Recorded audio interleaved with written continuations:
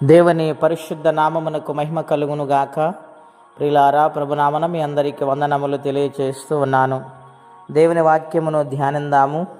కొలస్సీలకు రాసిన పత్రిక 3వ అధ్యాయము 2వ వచనం.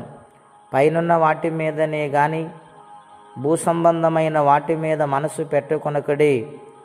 ఏలయనగా మీరు మృతి పొందితిరి, మీ జీవము క్రీస్తుతో కూడా దేవుని యందు దాచబడి ఉన్నది. మనకు జీవమైన క్రీస్తు ప్రత్యక్షమైనప్పుడు మీరు ఆయనతో కూడా మహిమయు ప్రత్యక్షపరచబడుదురు. హల్లెలూయా.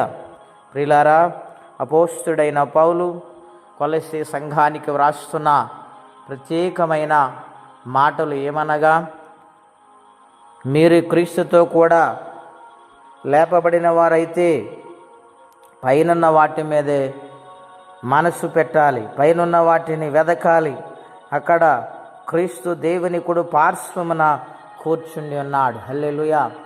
కనుక ప్రియులారా, భూసంబంధమైన వాటి కంటే, భూసంబంధమైన ఆలోచన కంటే, భూసంబంధమైన తలంపుల కంటే దేవుని బిడ్డలైన మనము పై సంబంధమైన ఆలోచన కలిగి ఉండాలి. పరసంబంధమైన తలంపులు మనం కలిగి ఉండాలి. వాటి మీద మన మనసు పెట్టాలి. ఓ కొలస్సీ సంఘమా, కొలస్సీలో ఉన్న ప్రియ ప్రజలారా, మీ అందరికీ నేను హెచ్చరిక చేస్తూ ఉన్నాను. మనము ఈ లోకములో పాపము నుండి, శాపము నుండి విడుదల పొందాం.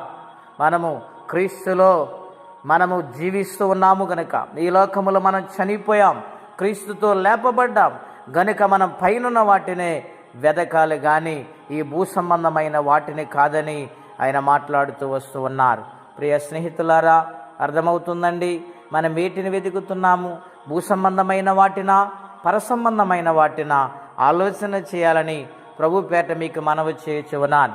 పునాదులు గల పట్టణమును కోసం ఎదురు చూస్తున్న అబ్రహాములు ఏవండి, అనేక మంది విశ్వాస జాబితాలున్న భక్తులైన వారు పరసంబంధమైన వాటిని వారు వెదికారు. ఏ సంబంధమైన వాటిని సర్వ సమృద్ధిని దేవుడు వారికి కలగజేస్తారు. అయినను వారు దేవుని సన్నిధిని వారు ఎదుకారు గనుక బైబిల్ గ్రంథము లిఖించబడ్డారు, గొప్పవారిగా మారారు. గనుక మన యొక్క జీవితాంతము కూడా పరసంబంధమైన ఆలోచనలు, పైనున్న వాటిని వెదకటానికి, ఆ భక్తి జీవితంలో సాగిపోవడానికి నమ్మకమైన బిడ్డలు ఉండాలని ప్రభు పేట మీకు మనవి చేస్తూ ఉన్నాను. చాలామంది భక్తిలో ఉంటారు కానీ లోకం వైపు ప్రయాణం చేస్తుంటారు, లోక తలంపుల వైపు ప్రయాణం చేస్తుంటారు. ఈ లోకమంతటిలో కూడా ఏమండి ఆకర్షించబడతారు. కనుక అటువంటి ఒకవేళ భక్తి జీవితం మనం కలిగి ఉంటే విడిచిపెట్టి పరసంబంధమైన వాటి కోసం బ్రతుకుదాం.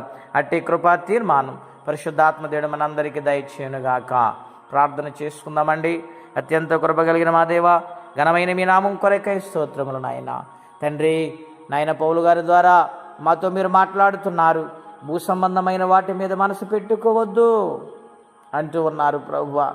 ఎందుకంటే మీరు క్రీస్తులోనికి వచ్చారు, పాప శాపము నుండి విడుదల పొందారు గనుక మీ యొక్క పౌరుషత్వము, మీ యొక్క జీవిత విధానము మీరు పైన వాటిని వెదకాలని మీరు మాట్లాడుతూ వచ్చారు. అవును తండ్రి, మీ కొరకు బ్రతుకు జీవితం మాకు దయచేయండి నాయన.